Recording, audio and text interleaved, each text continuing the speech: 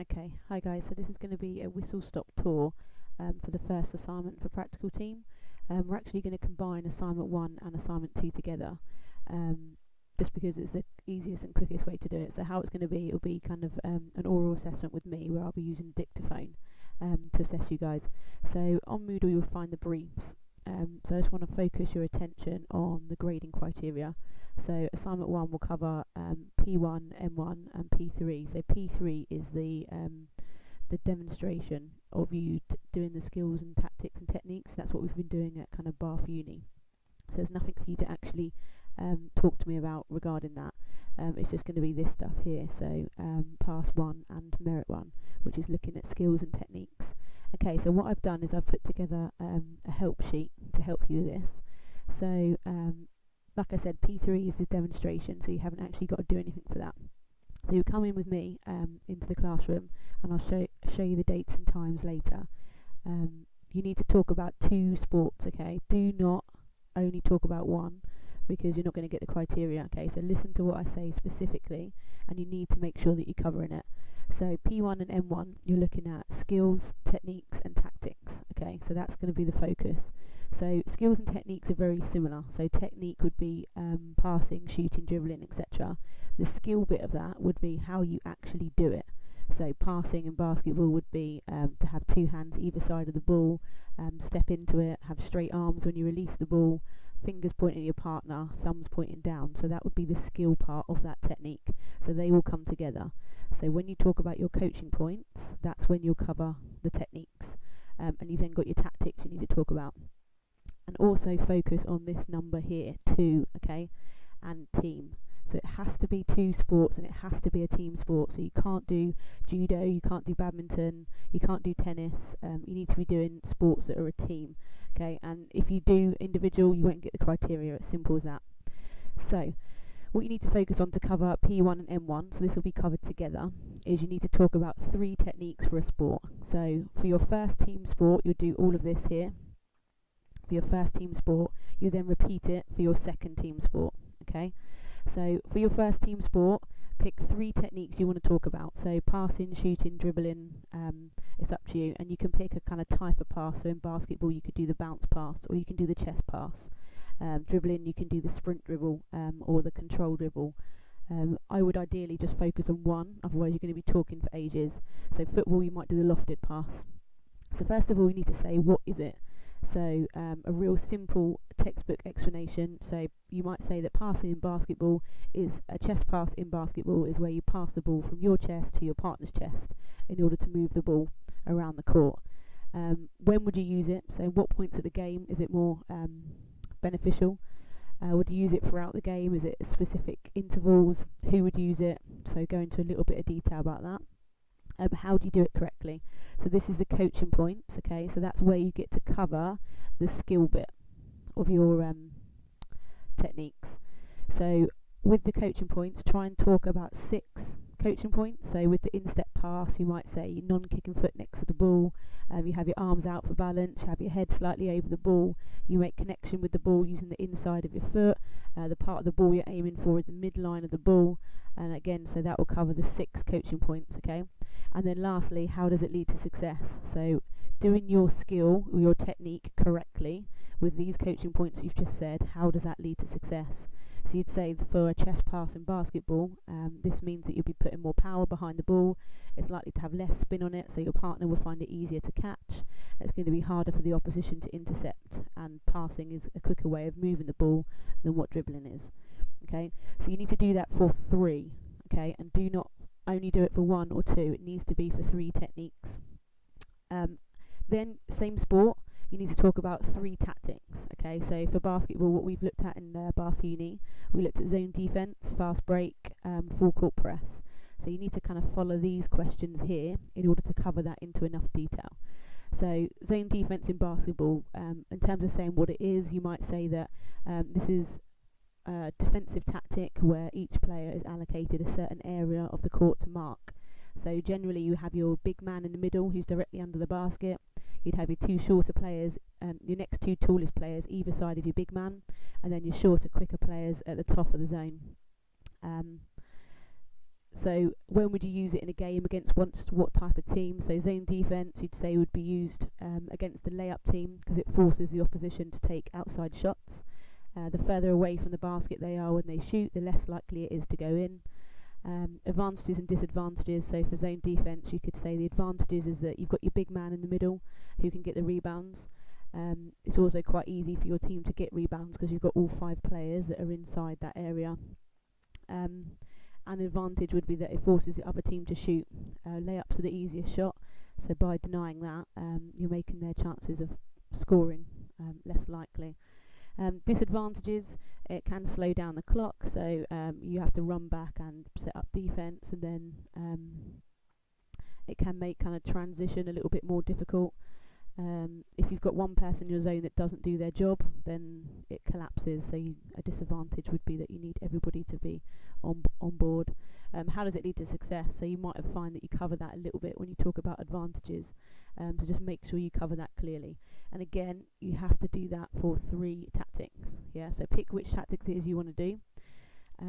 So you have 3 techniques done, 3 tactics done. You then need to move on to your second team sport. Okay, so do not forget it has to be 2. You then repeat all of this that you've done up here for your second team sport. Okay, what that will do, that will enable you to cover describe and explain the skills, techniques and tactics of 2 team sports. Okay, so when you come into the classroom for your assessment, you just go through this with me. It's up to you what material you want to bring in to help you. Ideally, I don't want you guys typing too much. I want you just to talk about it to save you time because you've got a lot of assignments to happen. Okay, so that is assignment 1 done.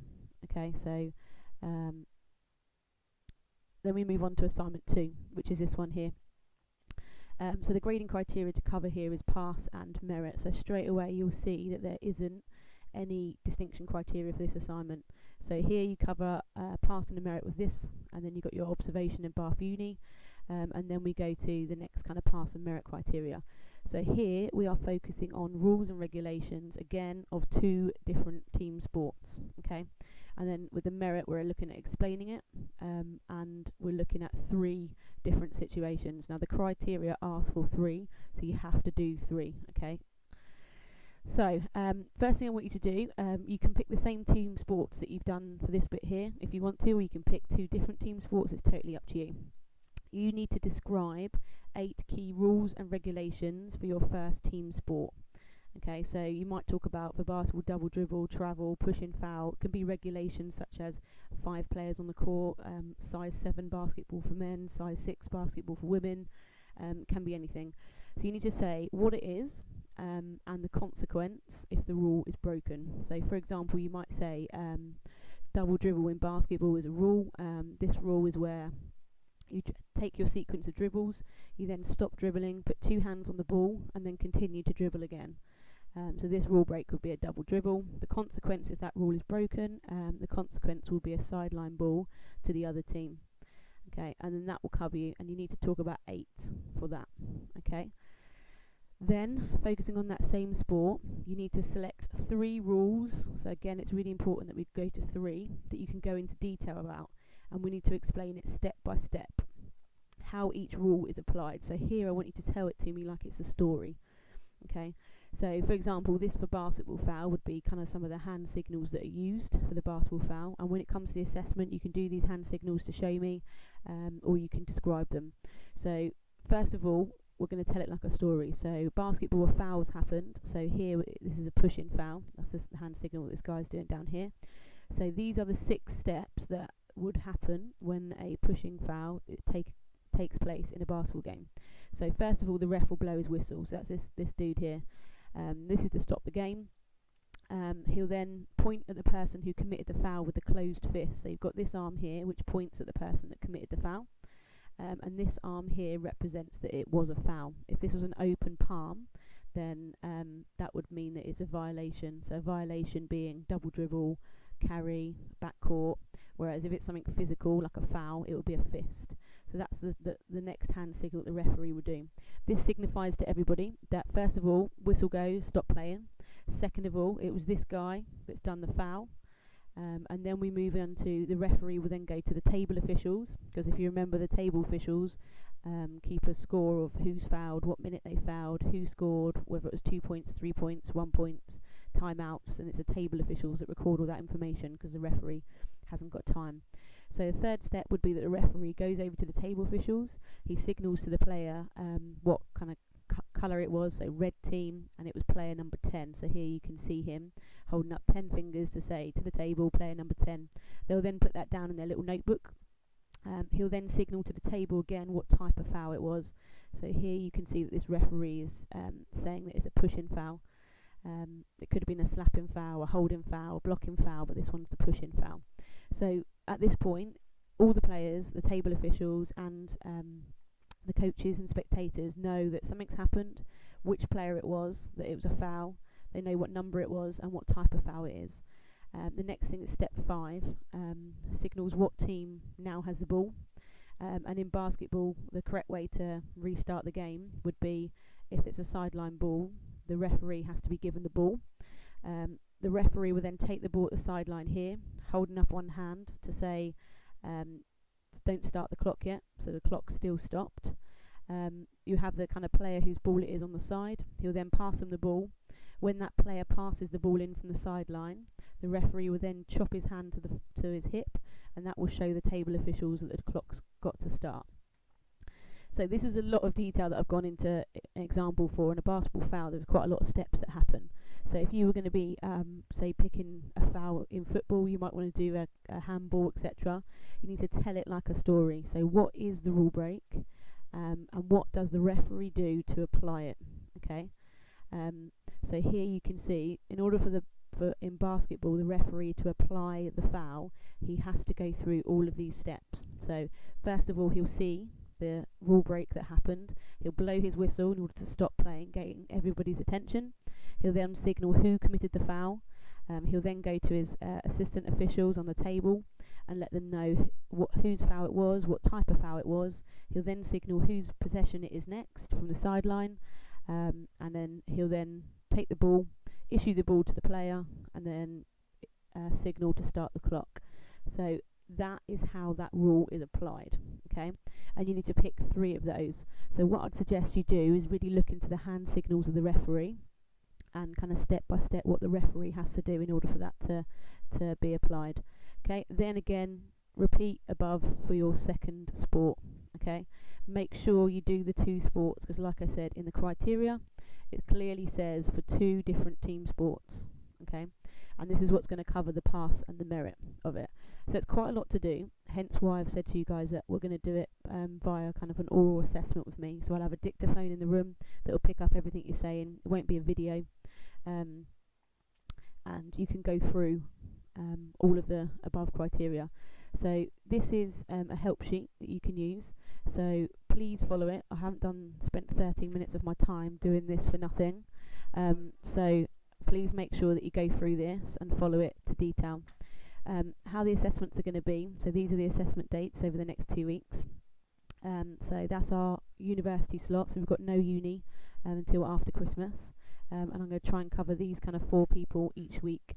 So you need to make sure that you're happy of when your time slot is, and then kind of be there for that hour. So I've asked for a room, so I'll have to let you know what room this is going to be in, and this will be in our usual computer room. So we haven't got that assignment support session.